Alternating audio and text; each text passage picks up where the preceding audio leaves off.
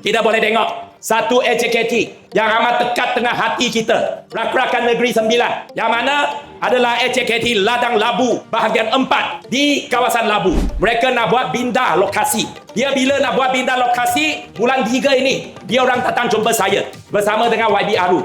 Mereka tanya YB, jika kita nak pindah lokasi ini sekolah, mana macam bulan 3? Saya bagi tahu pada mereka, jika nak bina ini sekolah, nombor 1, duit kena ada. Nombor 2, ini tanah kena ada. Lepas tu, dari bulan 3 sampai bulan 4. Hari ini saya nak maklumkan juga kepada rakan-rakan India di kawasan Tampin dan di kawasan Tun Repak bahawa HKT Ladang Labu bahagian 4, dia punya tanah telah pun diluluskan oleh Kerajaan Negeri Sembilan pada bulan Mei yang lepas. Tahniah, syabas pada semua.